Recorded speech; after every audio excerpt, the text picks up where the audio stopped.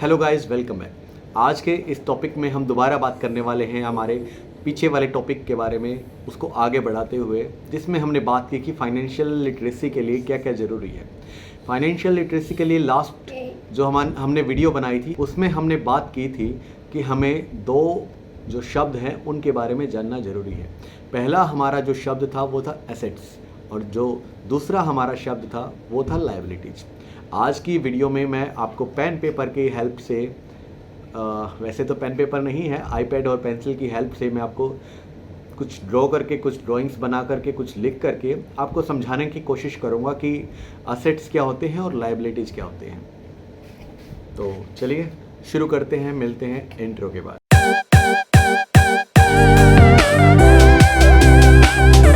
Hello guys, welcome back. तो आज की इस वीडियो में हम हमारे दो महत्वपूर्ण जो सबसे इम्पोर्टेंट टॉपिक्स हैं जिनके बारे में बात करने वाले हैं। पहला हमारा एसेट और लायबिलिटीज़ को समझना, दूसरा हमारा कैश फ्लो को देखना, और इन दोनों के एक जोड़ से हम देखेंगे, कोशिश करेंगे समझने की कि किस तरीके से कैश फ्लो आपको और आपकी निजी लाइफ को इफ़ेक्ट करता है। तो मैंने आईपैड पे ऑन कर लिया है और मैं लिखना शुरू करता हूँ। तो सबसे पहले हम लिखते हैं असेट्स क्या होता है। असेट्स की अगर हम बात करें तो जो रिच डैड पुअर डैड के ऑथर हैं रॉबर्ट टी कियोसाकी, उनके according which puts money in your pocket, उनके अकॉर्डिंग हर वो चीज़ जो आपकी पॉकेट में पैसा डालती है वो आपकी क्या है, असेट्स है। लायबिलिटीज़ की अगर हम बात करें इसके अपोजिट में तो वही है, बस इसका उल्टा हो जाएगा। क्या? टेक्स आउट मनी, यानी हर वो चीज़ जो आपकी पॉकेट से पैसा निकालती है वो आपकी लायबिलिटीज़ है। लेकिन अगर हम जनरली बात करें तो हमारी जो आम लोग हैं सभी, उनमें जो मिडिल क्लास है या पुअर क्लास है, उनमें लायबिलिटीज़ और असेट्स को लेकर एक काफ़ी अलग ही धारणा है। क्यों? क्योंकि उनके हिसाब से असेट का एक सीधा मतलब होता है संपत्ति, जिसकी वजह से वो हर चीज़ को गलत माइंडसेट के साथ देखते हैं, गलत एटीट्यूड के साथ देखते हैं।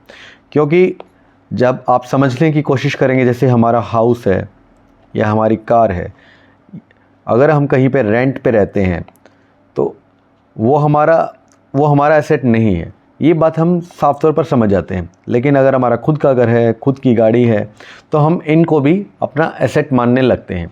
जबकि अगर हम देखेंगे तो घर हमने ख़रीदा तो उसके लिए हमें कुछ ना कुछ चुकाना पड़ता है। तो जो पैसा गया वो हमारी पॉकेट से गया, इसलिए होम हमारा या घर हमारा एसेट नहीं है। ऐसे ही इसी तरीके से कार भी है। जब हम कार ड्राइव करते हैं तो कार ड्राइव करने के लिए हमें फ्यूल की ज़रूरत होती है, उसका इंश्योरेंस करवाना पड़ता है, और उसके साथ साथ बहुत सारी चीज़ें आती हैं। इसलिए कार भी हमारी एक तरह से असेट नहीं है। तो असेट क्या है और क्यों एक गरीब आदमी गरीब ही रह जाता है, उस चीज़ को समझने के लिए हमें सबसे ज़रूरी है कैश फ्लो को समझना। कैश फ्लो को समझने के लिए मैं बिल्कुल स्टार्टिंग से शुरू करूँगा। सबसे पहली जो चीज़ है, आपको दो कॉलम्स बनाने हैं।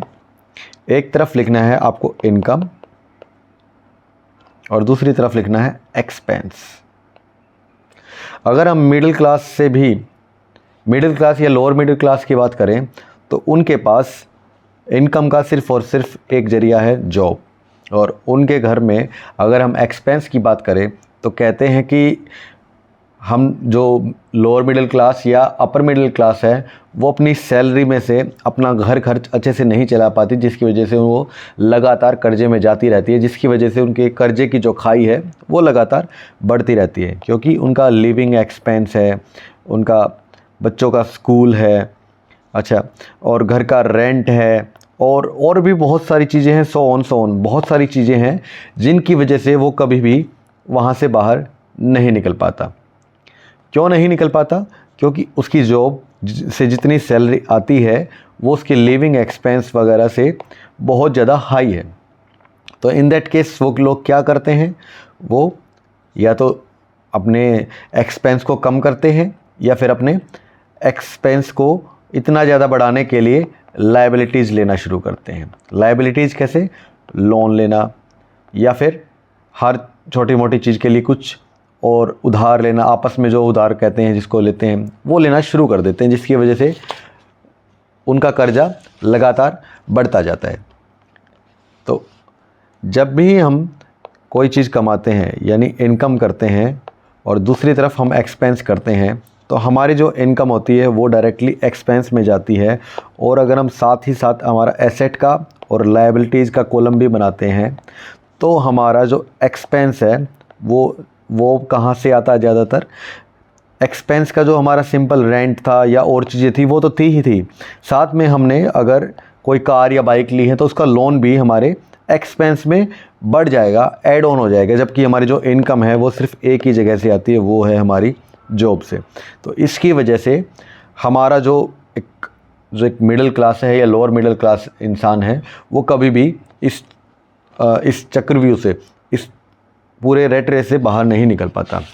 और इसके साथ ही अगर हम बात करें मिडिल क्लास की, पुअर क्लास तो ऐसा करती है, थोड़ा बहुत करती है, लेकिन मिडिल क्लास जो इंसान है उसके अंदर इस चीज़ का बहुत ज़्यादा एक प्रभाव देखा जाता है।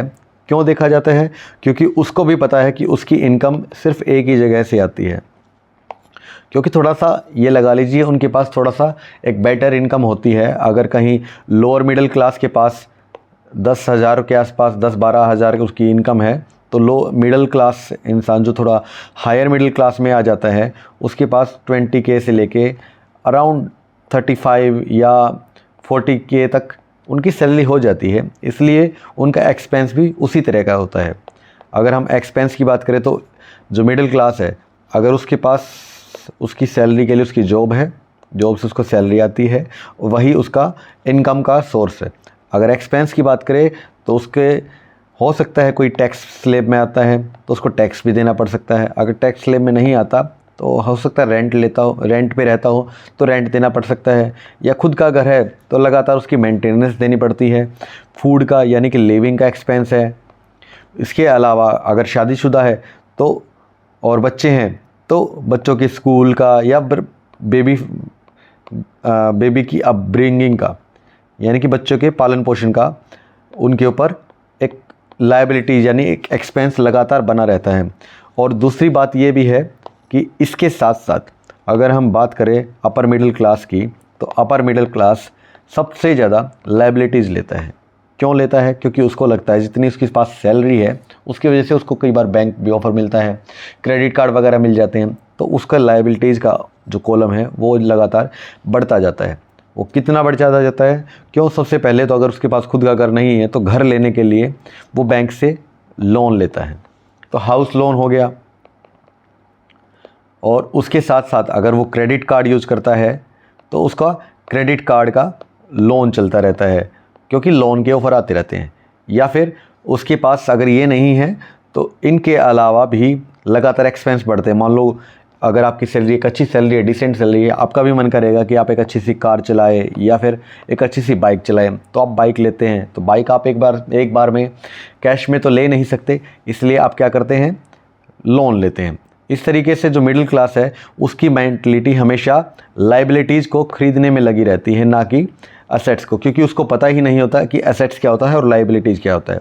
अगर हम उसके बाद थोड़ी असेट्स की बात करें तो हो सकता है थोड़ा सा जागरूक हो, थोड़ा सा एफडी या फिर आरडी वगैरह में वो सेविंग करने की कोशिश करता है, लेकिन इसके अलावा उसके पास कोई भी एक्सपेंस नहीं है। क्योंकि जैसे ही कोई हॉलीडे आएगा तो सोचेगा कि दोस्तों के साथ पहाड़ों पर जाए गर्मियों में, या सर्दियाँ आएंगी तो कुछ और करें, पार्टी वगैरह होती हैं, शॉपिंग वगैरह होती है। तो इस तरह के लायबिलिटीज़, इस तरह के एक्सपेंस को मेंटेन करने के लिए वो लगातार लायबिलिटीज़ के कॉलम को बढ़ाता जाता है।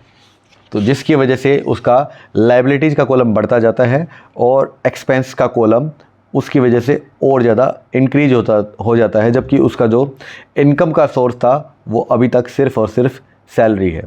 सैलरी में भी 2-4 साल किसी अच्छी कंपनी में काम करने के बाद 10-15% का या 20% का उसके पास हाइक आता है, लेकिन ये सब हाइक उसके एक्सपेंस को मेंटेन नहीं कर पाता। क्यों? क्योंकि जितनी सैलरी आती है या जितना सैलरी का एक प्रमोशन मिलता है, यानी जितना सैलरी का प्रमोशन मिलता है उसी के हिसाब से उसके एक्सपेंस या उसकी लायबिलिटीज़ बढ़ती जाती है। ये मैंने एक मोटा मोटा एक आपके सामने डायग्राम बनाया है। ये डायग्राम मैंने रिच डैड पुअर डैड से हेल्प लेकर बनाया है, क्योंकि वहाँ पर उस बुक में आपको इसके बारे में पूरी डिटेल मिलेगी। रिच डैड पुअर डैड आपको असेट और लायबिलिटीज़ में डिफरेंस करवाना, आपका माइंड सेट क्या है, आपकी साइकोलॉजी क्या है पैसे को लेकर, तो इन सब को आपकी हेल्प करता है, इन सब को समझने में आपकी हेल्प करता है। तो वो बहुत अच्छी किताब है, अगर मौका मिले तो आपको पढ़नी चाहिए। नहीं पढ़ पा रहे हैं तो इस वीडियो को देखकर भी आप बहुत सारी चीज़ें समझ सकते हैं। अब अगर हम एक रिच पर्सन की बात करें तो रिच पर्सन के जो इनकम होता है, इनकम के बहुत सारे सोर्स होते हैं। अगर वो कहीं पे जॉब करता है, हालांकि रिच इंसान जॉब तो बहुत ही कम करते हैं, फिर भी बाई चांस हम मान लेते हैं या तो उसका खुद का कोई जॉब है अच्छी सैलरी का, या फिर उसके पास कोई कंपनी है, यानी कि खुद का बिजनेस है, या वो कहीं इन्वेस्ट करता है। तो इस तरीके से उसके पास इनकम के कई सारे सोर्स हो सकते हैं। उसके एक्सपेंस, एक रिच इंसान अपने एक्सपेंस को जितना कंट्रोल हो उतना कंट्रोल करने की कोशिश करता है, लेकिन लिविंग एक्सपेंस है, शॉपिंग है, क्लॉथ्स है, या इस तरह के एक्सपेंस तो सबके साथ होते हैं और वो सबकी लाइफ में हमेशा रहते हैं। लेकिन फ़र्क क्या आता है, एक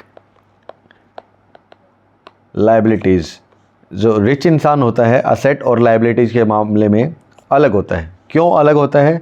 क्योंकि एक रिच इंसान अलग अलग जगह पे इन्वेस्ट करता है। जैसे रेंटल प्रॉपर्टीज़ में इन्वेस्ट करता है। रेंटल प्रॉपर्टीज़ से क्या फ़ायदा है, उसको एक हर महीने एक पेमेंट आ रही है, एक सैलरी की तरह आ रही है, तो वो उसके इनकम कॉलम में जाएगा।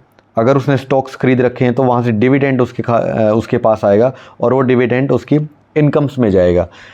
और अगर वो लगातार कुछ स्टॉक्स के अलावा कुछ बॉन्ड्स वगैरह होल्ड करता है, या कोई और उसने पैसिव इनकम का सोर्स ढूंढ रखा है, तो उसकी वजह से क्या होगा, जो उसका इनकम का कॉलम है वो लगातार इंक्रीज होता है। और एक रिच इंसान को पता है कि उसको पैसे के साथ कैसे व्यवहार करना है और पैसे को कैसे यूटिलाइज करना है, इसलिए वो अपने एक्सपेंस को मिनिमम करता जाता है और अपनी इनकम को इंक्रीज करता जाता है। तब तक नई चीज़ नहीं लेता जब तक उसकी इनकम का सोर्स उसके एक्सपेंस से ज़्यादा नहीं हो जाता, बहुत ज़्यादा नहीं हो जाता, कि वो अगर जॉब वगैरह या कुछ भी ना करे तो फ्री में ही अपनी लाइफ को स्पेंड कर सके।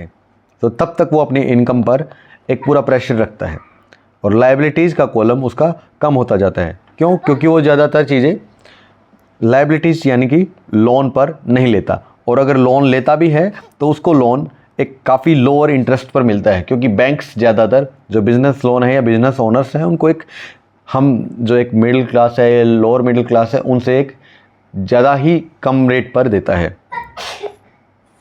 तो इसकी वजह से उनका जो लायबिलिटीज़ का कॉलम है वो काफ़ी कम होता है, असेट्स का कॉलम बढ़ता है, जिसकी वजह से उनकी इनकम बढ़ती है और उनके एक्सपेंस कम होते जाते हैं, जिसकी वजह से वो लगातार ग्रेजुअली इंक्रीज होते जाते हैं और उनका जो एक्सपेंस है वो ग्रेजुअली डिक्रीज होता जाता है।